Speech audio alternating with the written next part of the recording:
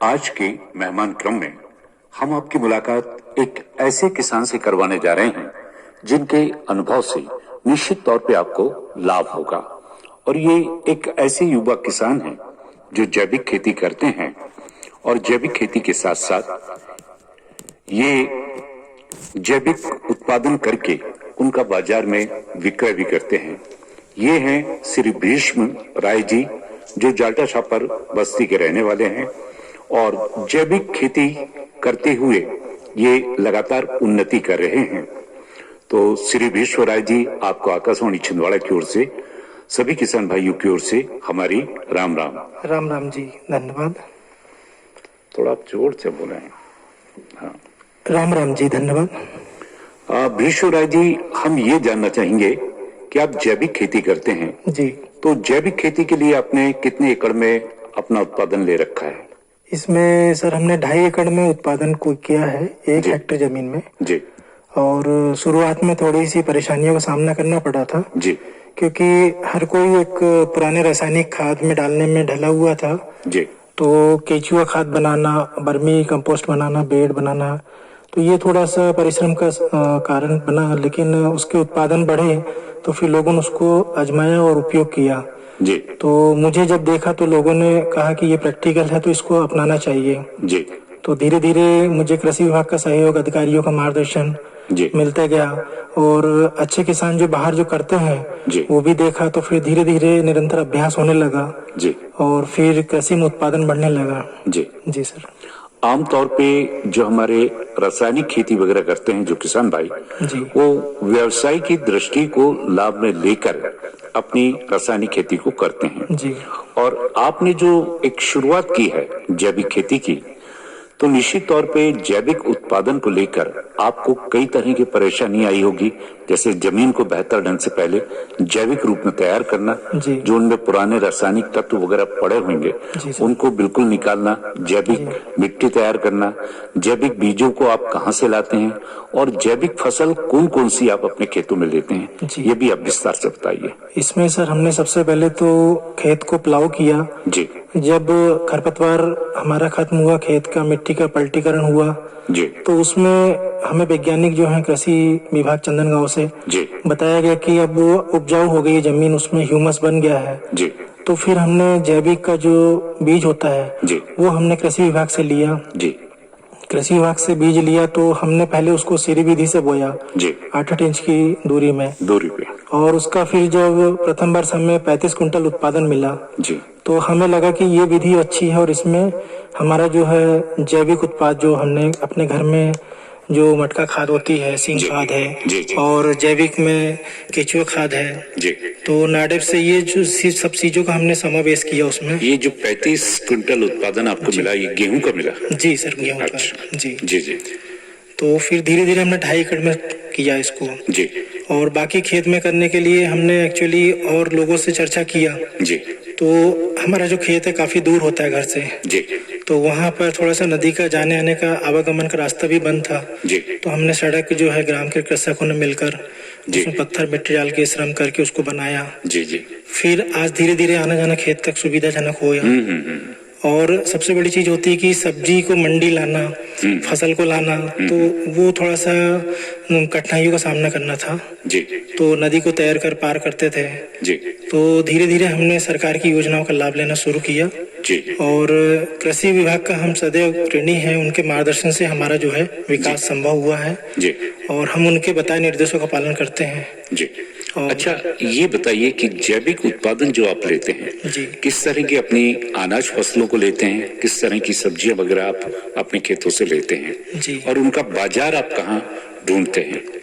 इसमें तो हमें सबसे बड़ी दिक्कत आती है बाजार को ढूंढने की जी, क्योंकि हमारे यहाँ आज भी जो है कि जैविक और जो रासायनिक है, इसमें यदि हम मंडी में जाते हैं तो वहाँ का जो मूल्य निर्धारण है वो किसान का जो है वो वहीं के जो व्यापारी होते हैं वो निर्धारित करते हैं। तो हमें कई बार जो है हमारी जो लागत होती है, जो हमने खाद बीज में लगाया हुआ होता है, वो हमें उतना पर्याप्त नहीं मिल पाता है। तो हमारे अंदर थोड़ी सी उदासीनता भी आती है, लेकिन हम सकारात्मक सोचते हैं कि चलो आज इस फसल में नहीं मिला तो अगले में मिल जाएगा जी। और निरंतर हम थोड़ा फसल चक्रण का उपयोग करते हैं कि जी, जी। एक साथ हमने जैसे धनिया लगाया, आलू लगाया, भिंडी लगाया तो इस फसल में नहीं उस फसल में हमें उसका आमदनी लाभ मिल जाएगा जी। तो यही प्रयास करके हम मोटिवेट होते रहते हैं, अपने आप में प्रेरणा करते रहते हैं। आमतौर पे बाजार में हम लोग देखें जी तो जैविक उत्पादन से पैदा की सब्जियां, अनाज वगैरह के जो ग्राहक हैं वो कम होते हैं, बजाय बाजार में रासायनिक उत्पादन वगैरह की जो सब्जियां वगैरह हैं ये आसानी से बिक भी जाती हैं, इनका बाजार मूल्य भी कम होता है।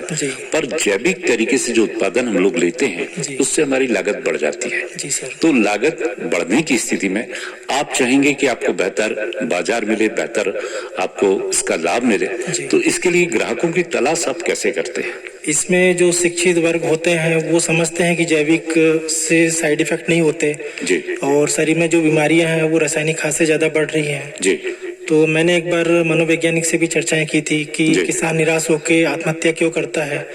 तो उन्होंने यही कारण बताया था कि ये सब चीजें जो आती है ये विषम परिस्थितियों के सामने से, जैसे अतिवृष्टि हो जाती है, ओलावृष्टि हो जाती है, लेकिन किसान भाइयों को अपना संतुलन बनाना चाहिए, क्योंकि एक चौपाई है रामायण में कि होई वही जो राम रचि राखा, को रचि तर्क बढ़ावे शाखा।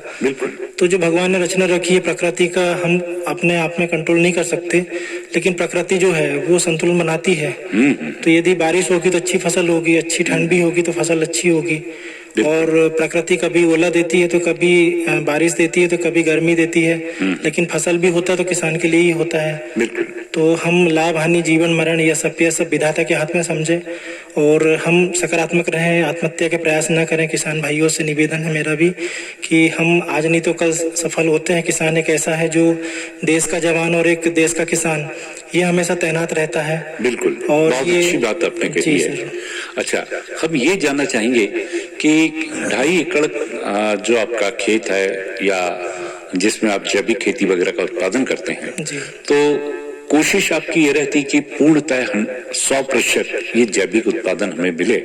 ऐसी विषम परिस्थितियों में आसपास के जो खेत है उनका जो पानी वगैरह वो आपके खेतों में तो नहीं जाता है?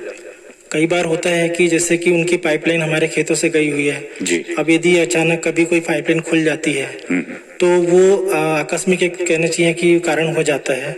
और नोजल लगाए होते हैं हम लोग खेत में स्प्रिंकलर के, और कुछ जगह में अभी ड्रिप का भी हमारा प्रायोजन चल रहा है उसमें लगाने का, जिसमें पानी की बचत होती है।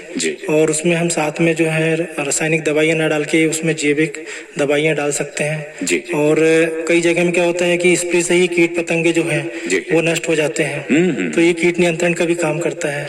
अच्छा जी, ये जो जैविक कीटनाशक वगैरह है ये किस तरह आप बनाते हैं या बाजार से लेते हैं? जैसे कि हमने गौमूत्र लिया, उसमें नीम का हमने उसमें घोल बना लिया और उसको गर्म करके स्प्रे कर दिया 20 लीटर के पानी में, उसमें 15 ml डाल दिया, तो कीट में महू जो होती है और जो पतंगे होते हैं वो नष्ट हो जाते हैं। दूसरा की जैसे कि बेशरम की पत्तियां होती है उसमें हमने यदि चने को उबाल लिया और उबाल के खेतों में डाल दिए तो चूहे वगैरह जो है वो नष्ट हो जाते हैं। तो इस तरह के रासायनिक का प्रयोग हम नहीं करके जैविक से कम लागत में घर में बना सकते हैं। अच्छा जी सर। जैविक खेती की उपलब्धि को ध्यान में रखते हुए आपका मध्य प्रदेश के किसान कल्याण एवं कृषि विभाग के द्वारा, भोपाल के द्वारा आपका चयन किया गया है आत्मा परियोजना में विदेश प्रवास का, ब्राजील जाने का। जी सर। तो आपने क्या परिकल्पना की है कि ब्राजील जाके आप क्या और सीखना चाहेंगे? जी सर, सबसे हमारा हिंदुस्तान जो है एक सर्वोपरि है, विश्व गुरु बनने जा रहा है जी। और हमारी धरती माता जो है किसानों को हमेशा संतुष्ट करती है।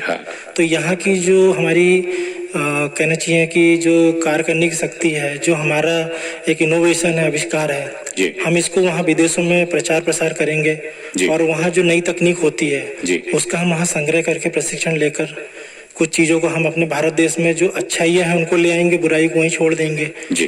तो विदेश में बुराइयां भी होती है तो उनका खान पान, रहन सहन, कल्चर भी जो रहता है वो हिंदुस्तान में पाश्चात्य संस्कृति को लाना भी दुष्प्रभाव करता है जी। तो अच्छाई को हम ग्रहण करें, बुराई को छोड़ दें, ये प्रयास रहता है। बिल्कुल जी सर। अच्छा, जैविक फसलों में अभी आप क्या क्या लेते हैं अपने खेतों में? रबी में कौन सी फसलें लेते हैं, खरीफ में कौन सी फसलें लेते हैं, सब्जियां क्या क्या लेते हैं? अभी सर रबी में तो हमने गेहूं लगाया हुआ है जी। और साथ में आलू भी है कुछ जगह में जी। और हम लोग खरीफ में मक्का लेते हैं जी। और साथ में हम बारिश का कुछ धनिया भी लगा देते हैं, भिंडी भी जी। तो 2 फसल हमारी साथ में निकल जाती है। जी। तो बीच में धनिया निकाल लिए तो निंदाई भी होगी, और भिंडी बड़ी हुई तो भिंडी का भी हमें रेट मिल गया जी। तो घर के खाने के लिए भिंडियाँ बारिश में अच्छी होती है जी। उसमें कीट पकड़े कम लगते हैं जी। और स्वास्थ्य के लिए स्वास्थ्यवर्धक होती है। जी जी सर। तो जो आपको बाजार से जो है या आपके जो ग्राहक बोलना चाहिए जैविक उत्पादन खरीदने वाले, उनसे आपको बराबर प्रतिसाद मिल रहा है?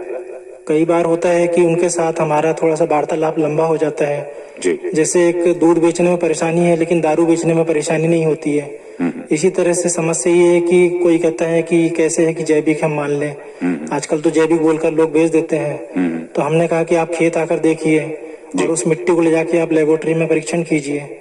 यदि लैब में उसमें रासायनिक लगती है तो आप रासायनिक बोलिए, क्योंकि जैसा खाएंगे अन्न वैसा बनेगा मन। तो हमारा रासायनिक अगर होगा तो रासायनिक उसमें प्रतिशत आएगा और यदि जैविक है तो जैविक प्रतिशत दिखेगा। जी।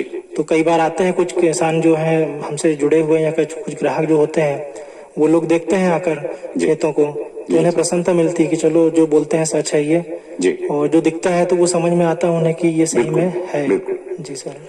साथ ही हम आपसे ये भी जानना चाहेंगे जी, क्या आप शासन से या आपके किसान कल्याण कृषि विभाग से क्या आप निवेदन करना चाहेंगे कि जैविक उत्पाद जो आप लोग पैदा करते हैं और भी हमारे जिले के अन्य किसान भाई हैं जो सब मिलके जैविक उत्पाद पैदा करते हैं अपने खेतों में, तो क्या इसके लिए एक पर्टिकुलर कोई मार्केट वगैरह होना चाहिए? जी, इसमें सर हम सरकार से यही निवेदन करेंगे कि इसका एक मार्केट बने और जिसमें एक स्पेशलिस्ट रहे कि यहाँ पर सिर्फ जैविक ही सब्जियाँ मिलती हैं और वहाँ से हम लोग स्वास्थ्य में जो है जितने भी जो आज सरकार के पैसे खर्च होते हैं अनावश्यक रूप से, जैसे 108 सेवा एम्बुलेंस में और आकस्मिक सेवाओं में, तो वो ट्रॉमा यूनिट वगैरह में जो पैसा लगाते हैं तो कई बार ये होता है कि रासायनिक कुछ चीज खाए और अचानक जो है गैस एसिडिटी बन गई और अटैक आ गया या बीपी बढ़ गया, तो ये चीजें असाध्य बीमारियां कई बार जो है जन्म ले लेती है।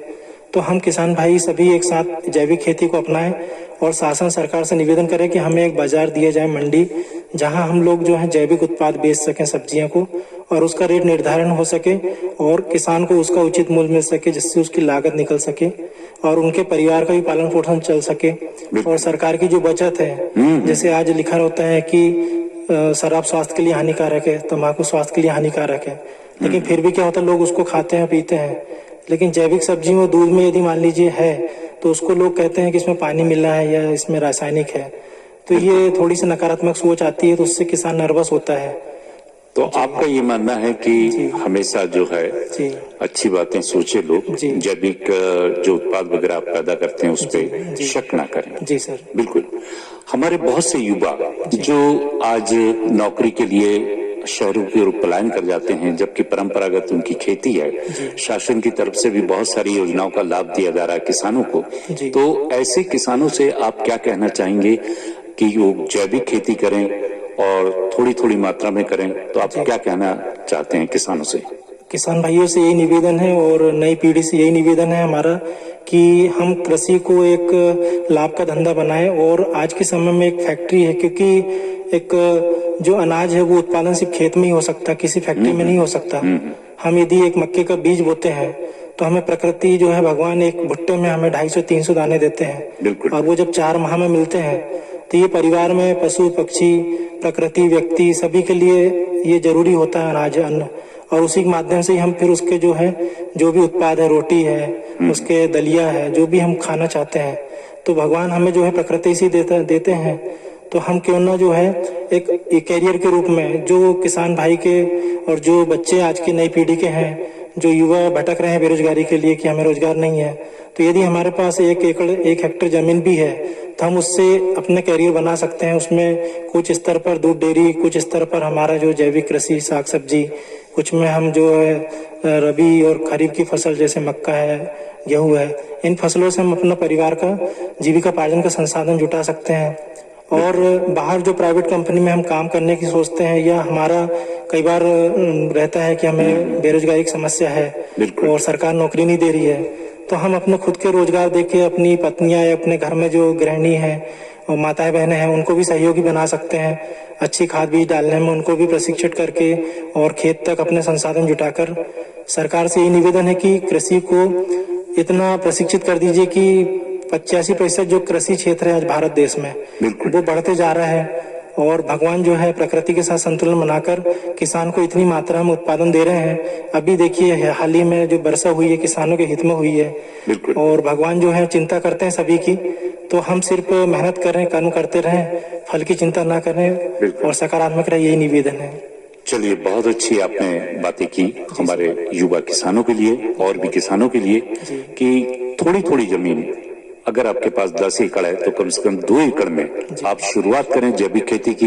निश्चित तौर पर उसके प्रतिफल आपको बहुत अच्छे मिलेंगे। पहले साल ना मिले लेकिन दूसरे साल से आपको प्रतिफल मिलना शुरू हो जाएंगे। बहुत अच्छी बात आपने कही। साथ ही श्री विश्व राय जी जो जाटा छापर बस्ती के रहने वाले हैं, जैविक खेती करते हैं, एक उन्नत कृषक के नाते आपका चयन हुआ है विदेश प्रवास के लिए, ब्राजील के लिए आत्मा परियोजना के माध्यम से। तो निश्चित तौर पे आप विदेश प्रवास पर जाएं, बहुत अच्छा वहां से सीख कर आएं और अपने आसपास के किसानों को भी सिखाएं। आकाशवाणी छिंदवाड़ा की ओर से हम आपको शुभकामनाएं देते हैं और आज के इस कार्यक्रम के लिए आपको आकाशवाणी छिंदवाड़ा की ओर से, किसान भाइयों की ओर से बहुत बहुत धन्यवाद। राम राम। जी सर, बहुत बहुत धन्यवाद। जय राम जी की।